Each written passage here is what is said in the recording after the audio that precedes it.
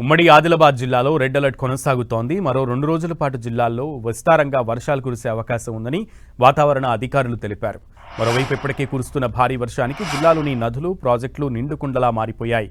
కడెం ప్రాజెక్టులోకి భారీగా వరద చేరడంతో గేట్లెత్తి దిగువకు నీటిని విడుదల చేస్తున్నారు అధికారులు. కడెం, స్వర్ణ, గడ్డాన్నవాగు, కొమరం భీం ఆడ, వట్టివాగు, ఎల్లంపల్లి, సాధర్మాట్ ప్రాజెక్టుల గేట్ల నుంచి దిగువకు నీటిని వదులుతున్నారు. ఉమ్మడి ఆదిలాబాద్ జిల్లాలో కురుస్తున్న వర్షాలపై మరింత సమాచారం మా ప్రతినిధి ప్రేమ్ సాగర్ అందిస్తారు. ఉమ్మడి ఆదిలాబాద్ జిల్లా వ్యాప్తంగా కురుస్తున్న భారీ వర్షాలకు ప్రాజెక్టులోకి ఇన్ఫ్లో కొనసాగుతుంది.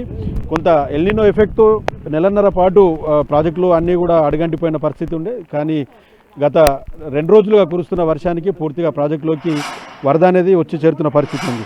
ప్రస్తుతం ఉమ్మడి ఆదిలాబాద్ జిల్లాకు సంబంధించి కడెం ప్రాజెక్టుకి భారీగా వరద వస్తుంది. 1,30,000 క్యూసెక్కులు కడెం ప్రాజెక్టుకి వరద వస్తుంది. దాంతో ప్రాజెక్టుకు సంబంధించిన 13 గేట్లు ఎత్తి అధికారులు దిగువకు నీటిని విడుదల చేస్తున్న పరిస్థితి ఉంది. సో ప్రాజెక్ట్ సంబంధించి పూర్తి స్థాయిలో దానికి 3.5 టీఎంసీల కెపాసిటీ ఉంటే ప్రస్తుతం 2.5 టీఎంసీల వరకు కూడా చేరుకుంది. సో సేమ్ టైం 1,00,000 క్యూసెక్కులు 13 గేట్ల ద్వారా దిగువకు అధికారులు విడుదల చేస్తున్న పరిస్థితి మనకు కనిపిస్తుంది. మరోవైపు ఆదిలాబాద్ జిల్లాలో సాత్నాల ప్రాజెక్టు ఉంది. సాత్నాల ప్రాజెక్టు కూడా ఈ రోజు నుంచే కొంత ఇన్ఫ్లో ప్రారంభమైంది. 10,000 క్యూసెక్కుల ఇన్ఫ్లో సాత్నాలకి ప్రస్తుతము ప్రారంభమైన పరిస్థితి. సో మరికొంత ఫ్లో పెరిగితే సాత్నాలకు సంబంధించిన గేట్లు కూడా ఓపెన్ చేసే అవకాశం ఉంటుంది. ఇటు కొమరం భీం జిల్లాకు సంబంధించి వట్టివాగు ప్రాజెక్టు కూడా భారీ స్థాయిలో వరద వస్తుంది. ప్రాజెక్టుకి దాదాపు 10,000 క్యూసెక్కుల ఇన్ఫ్లో వస్తే 3 గేట్లు ఎత్తి దిగువకు 11,000 క్యూసెక్కుల నీటిని విడుదల చేస్తున్న పరిస్థితి ఉంది.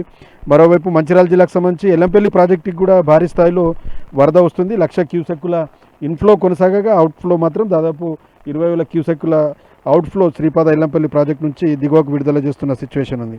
సో దాంతోపాటు కొమరంభీం జిల్లాలో ఆడా ప్రాజెక్టుకు సంబంధించి కూడా ఇన్ఫ్లో ప్రారంభమైంది. 35,000 క్యూసెక్కుల ఇన్ఫ్లో ఆడా ప్రాజెక్టుకి కొనసాగగా దిగువకి 3,500 క్యూసెక్కులని అవుట్ఫ్లోగా దిగువకు అధికారులు విడుదల చేస్తున్నారు. నిర్మల్ జిల్లాకు సంబంధించి స్వర్ణ ప్రాజెక్టు కూడా దాదాపు 5,000 క్యూసెక్కుల ఇన్ఫ్లో కొనసాగుతుంది. నిన్న మొన్నటి వరకు పూర్తిగా స్వర్ణ ప్రాజెక్టులో నీరంతా కూడా డ్రై అయింది కాబట్టి ఇంకా దిగువకు నీటిని విడుదల చేయడం లేదు అధికారులు ఎక్కడ కూడా. సో దాంతోపాటు మత్తడివాగు ప్రస్తుతం మనం ఇక్కడ విజువల్స్లో చూస్తున్నాం. ఇది మత్తడివాగు ప్రాజెక్ట్ సంబంధించి కూడా ఇన్ఫ్లో కొనసాగుతుంది. మత్తడివాగు దాదాపు 6,000 క్యూసెక్కులకు పైగా ఇన్ఫ్లో కొనసాగుతుంది. ఒకవేళ ఇన్ఫ్లో వర్షాలు పెరిగితే మహారాష్ట్రలో ఎగువన వర్షాలు కురిచినా కూడా కొంత గేట్లు ఓపెన్ చేసి దిగువకు నీటిని విడుదల చేసే పరిస్థితి మనకు ఉంటుంది. నిర్మల్ జిల్లాకు సంబంధించి బైన్సా గడ్డెనవాగు ప్రాజెక్టులో కూడా ఈ రోజు నుంచే కొంత ఇన్ఫ్లో అనేది ప్రారంభమైంది. కేవలం 2,000 క్యూసెక్కులకు మహారాష్ట్రలో కురుస్తున్న వర్షానికి కొంత ఇన్ఫ్లో అనేది ప్రారంభమైన పరిస్థితి మనకు కనిపిస్తుంది. సో ఓవరాల్గా ప్రాజెక్టులకు సంబంధించి దిగువన ప్రాంతాల్లో ఉన్నవారు, లోతట్టు ప్రాంతాల్లో ఉన్నవారు, మత్స్యకారులు కానీ పశువుల కాపరులు ఎవరు కూడా పరివాహక ప్రాంతాల్లోకి వెళ్ళొద్దని చెప్తున్నారు. మరో 24 గంటల పాటు ఉమ్మడి ఆదిలాబాద్ జిల్లా రెడ్ అలర్ట్లో ఉంది కాబట్టి కొంత భారీ వర్షాలు కురుస్తాయి. ఎగువన మహారాష్ట్రలో కురిసే వర్షానికి నదులు, వాగులు, వంగలన్నీ కూడా పొంగిపోయే అవకాశం ఉంది కాబట్టి అధికారులు అప్రమత్తమై ఇప్పటికే టోల్ ఫ్రీ నెంబర్లు కూడా ఏర్పాటు చేశారు. సో ఎవరు కూడా బయటకు రావద్దు, అత్యవసరమైతే మినహా బయటకు రావద్దని చెప్పేసి అధికారులు హెచ్చరికలు జారీ చేసిన పరిస్థితి ఉంది. సో పూర్తిగా జాగ్రత్తగా ఉండాలి. ప్రధానంగా ప్రాజెక్టుల పరివాహక ప్రాంతాల్లో దిగువనున్న గ్రామాలు కావచ్చు, ఆయా ప్రాంతాల ప్రజలు కూడా అప్రమత్తంగా ఉండాలి. ప్రాజెక్టుల గేట్లు ఓపెన్ చేసి దిగువకు నీటిని విడుదల చేస్తున్నారు కాబట్టి ఈ 2-3 రోజుల పాటు కొంత అలర్ట్గా ఉండాలని చెప్పేసి అధికారులు చెప్తున్న పరిస్థితి. చదువుతో ప్రేమ్ సాగర్ 10 టీవీ.